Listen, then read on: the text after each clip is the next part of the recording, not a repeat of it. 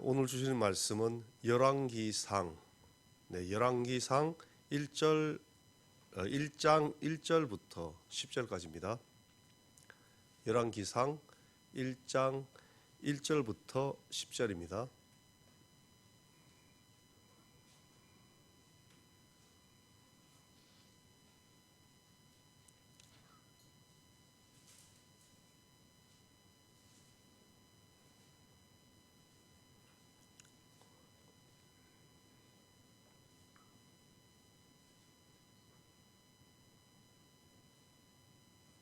한 절씩 교독하시겠습니다. 다윗 왕이 나이가 많아 늙으니 이불을 덮어도 따뜻하지 아니한지라. 주님들이 함께 아뢰되 우리 주 왕을 위하여 젊은 처녀 하나를 구하여 그로 왕을 받들어 모시게 하고 왕의 품에 누워 우리 주 왕으로 따뜻하시게 하리라 하도. 이스라엘 사방 영토 내에 아리따운 처녀를 구하던 중 수넴 여자 아비삭을 얻어 왕께 데려왔으니 이 처녀는 심히 아름다워 그가 왕을 받들어 시중 들었으나 왕이 잠자리는 같이 하지 아니하였더라. 그때 학기스의 아들 아도니아가 스스로 높여서 이르기를 내가 왕이 되리라 하고 자기를 위하여 병거와 기병과 호위병 50명을 준비하니 그는 압살롬 다음에 태어난 자요 영모가 심히 준수한 자라. 그의 아버지가 내가 어찌하여 그리하였냐고 하는 말로 한 번도 그를 섭섭하게 한 일이 없었더라. 아도니아가 수리아의 아들 요압과 제사장 아비아달과 모의하니 그들이 따르고 도우나 제사장 사독과 요야다의 아들 브나야와 선지자 나단과 시므이와 레이와 다윗의 용사들은 아도니아와 같이 하지 아니하였더라. 아도니아가 에느로겔 근방 소헬렛 바위 곁에 양과 소와 살찐 송아지를 잡고 왕자 곧 자기의 모든 동생과 왕의 신하 된 유다 모든 사람을 다 청하였으나 선지자 나단과 브나야와 용사들과 자기 동생 솔로몬은 청하지 아니하였더라. 아멘. 이제 오늘 이렇게 4월 첫날 새벽에 또 함께 또 새벽 예배를 드리며 감사드립니다. 오늘부터 4월 한 달 동안은 우리가 이렇게 열왕기상으로 이렇게 우리가 말씀을 나누려고 합니다. 열왕기서를 통해 말씀하시는 또 우리 가장 핵심적인 내용을 우리가 살펴본다면은 그것은 이스라엘의 흥망성쇠가 하나님의 언약을 이 열왕들이 잘 지켜갔는지 그것에 대한 결과가 또 나타나고 그리고 왕들의 통치를 통해서 그분들이 성공한 왕인지 또한 실패한 왕인지 말씀을 통해 평가되는 것을 우리가 알 수가 있습니다. 그들이 하나님의 말씀에 대해 순종과 불순종으로 모든 것들이 결정되는 것을 우리는 볼 수가 있습니다. 오늘 1장 1절 말씀은 이제 다윗이 나이가 들므로 건강상의 문제가 더 이상 건강상의 문제로 인해서 더 이상 국정을 볼 수 없음을 간접적으로 말하고 있습니다. 이렇게 이불을 덮어도 따뜻하지 않다는 것을 한방에서 비유로 보면은 두 가지 증상으로 볼 수가 있을 것입니다. 몸 자체에 음기가 차서 몸을 차게 한다는 증상 있을 거고 또 몸에 한기가 들어서 감기 증상으로 인해서 아플 수도 있는데 일반적으로 전자 같은 경우는 후자 같은 경우는 약을 복용해서 감기 증상 같은 거는 쉽게 회복할 수가 있지만 이게 몸에 방금 우리가 말씀해본 다윗의 이러한 증상 같은 경우는 어떤 약물로도 회복하기가 쉽지 않은 몸이 노쇠해서 노인의 경우에 이렇게 회복되기가 쉽지 않은 것을 우리는 알 수가 있습니다. 이러한 상황에 처한 다윗 왕의 건강을 회복시키기 위해서 그들의 신하들은 젊은 처녀 하나를 구해옵니다. 그리고 그 구해오는 이유가 첫째는 다윗 왕을 모시기 위한 것이고 또한 다윗 왕의 품에 누여서 왕의 몸을 따뜻하게 하고자 하는 그런 의도를 가지고 옵니다. 그 여인은 수냄 여자였고 또 아리따운 처녀였습니다. 이름은 아비삭이었습니다. 아비삭은 심히 아름다웠다고 말하고 있습니다.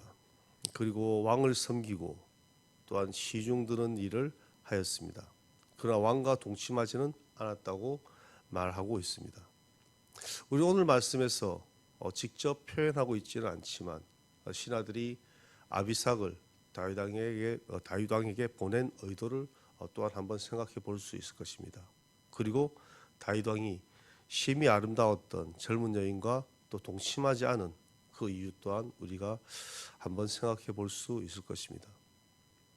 이처럼 다윗 왕이 노쇠해지자 다윗의 넷째 아들 아도니아는 반란을 모의합니다. 그는 스스로 자신을 높여서 내가 왕이 되리라고 말을 합니다. 우리는 스스로 높인다는 이런 스스로 높이는 자들은 항상 자신의 교만과 오만이 하늘을 찌르듯 하는 것을 우리는 알 수가 있습니다. 그리고 항상 또 자신을 높이는 이러한 교만한 사람들은 문제를 만드는 것을 말씀이나 우리 삶 가운데 또 많이 보게 되는 것 같습니다. 그는 자신을 위해서 병거와 기병 그리고 호위병을 50명이나 준비하고 있다고 말씀하고 있습니다. 이것은 거의 왕의 행차와 비슷한 벌써 왕이 된 듯한 그런 교만한 모습을 보여주고 있는 것입니다. 어쩌면 인간적인 생각을 할 때 우리가 말씀을 통해서 아도니아를 볼 때 아도니아가 진정 왕이 되기에 뭐 잘못된 것이 있는가 우리는 그런 생각도 할 수 있을 것입니다. 그래서 말씀에서 말하고 있는 아도니아는 어떻게 묘사되고 있는지 우리가 살펴본다면 아도니아는 압살롬 다음의 왕자로 왕위를 이어받을 1순위의 왕자였습니다. 그리고 그의 용모 또한 매우 준수하였다고 이렇게 말씀하고 있습니다. 우리는 이 말씀만 보더라도 뭐 이 정도만 되어도 왕이 되기에는 그렇게 뭐 부족한 것이 없지 않나 이렇게 볼 수도 있습니다. 그러나 이것은 우리의 인간적인 생각일 거고 우리가 보는 관점일 것입니다. 그러나 하나님께서 원하시는 왕의 조건은 먼저 겸손한 자를 찾으신다는 것이었습니다. 하나님께는 순종하는 자를 찾으십니다. 하나님께서는 어떠한 사람의 그 준수한 외모를 보는 것이 아니라 그의 중심을 보신다는 것입니다. 결국 아도니아는 왕위 찬탈을 위하여 자신의 세력을 규합합니다. 그 당시 군부 세력을 대표할 수 있는 요압과 그리고 종교 세력을 대표할 수 있는 아비아답을 포섭하여 반역을 도모합니다. 그러나 제사장 사독과 그리고 여호야다의 아들 분하야 그리고 선지자 나단, 스무이와 레이 그리고 다윗의 용사들은 그러한 아도니아의 편에 서질 않습니다. 그럼에도 불구하고 아도니아는 자신의 추종자들을 모아서 에누로겔 근방 소엘렛 바위로 내려가 그곳에서 잔치를 베풀고 이미 자신이 왕이 된 듯한 그런 모습으로 의기양양한 모습에 도취하게 됩니다. 그러나 그를 지지하지 않았던 선지자 나단 그리고 분하야와 용사들 그리고 동생 솔로몬 이 몇몇 사람들은 그 잔치에도 초대받지 못합니다. 이처럼 말씀 통해서 우리가 아도니아를 보면 아도니아는 결국 왕위에 오르지 못합니다. 모든 것이 다 갖춰졌고 그리고 자신이 그 왕위를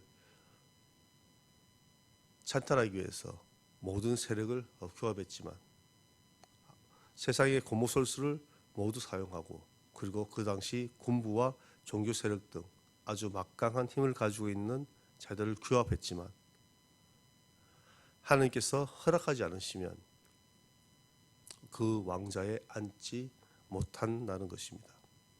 이스라엘은 하나님에 의해 다스려지는 나라이기에 그 일은 이루어질 수 없었던 것입니다.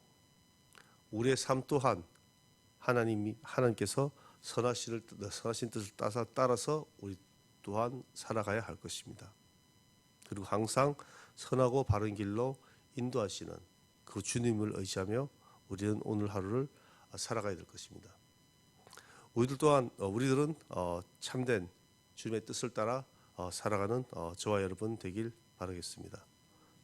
다 함께 기도하겠습니다. 사랑 은혜가 충만하신 하나님, 크신 은혜와 사랑에 감사드립니다. 우리의 삶이 하나님의 선하신 뜻을 따라 살아가길 원합니다. 항상 선하고 바른 길로 인도하시고 오직 주님만 의지하며 살아가게 하옵소서. 감사드리며 예수 그리스도 이름으로 기도드립니다. 아멘. 하늘에 계신 우리 아버지의 이름을 거룩하게 하시며 아버지의 나라가 오게 하시며 아버지의 뜻이 하늘에서와 같이 땅에서도 이루어지게 하소서. 오늘 우리에게 일용할 양식을 주시고 우리가 우리에게 잘못한 사람을 용서하여 준 것 같이 우리 죄를 용서하여 주시고 우리를 시험에 빠지지 않게 하시고 악에서 구하소서. 나라와 권능과 영광이 영원히 아버지의 것입니다. 아멘. 네, 오늘 주신 말씀을 묵상하며 기도하는 시간 되시길 바랍니다. 그리고 교회와 교회 학교 그리고 교회 각 부서를 위한 기도 부탁드립니다. 그 예천 땅의 복음화와 아픈 성도님들을 위한 기도, 그리고 세계 곳곳에 계신 선교사님들과 그리고 나라와 민족과 세계 평화를 위해 기도하실 때 기도하시고 또 각자의 개인 기도하실 때 주여 한번 부르고 기도하시겠습니다.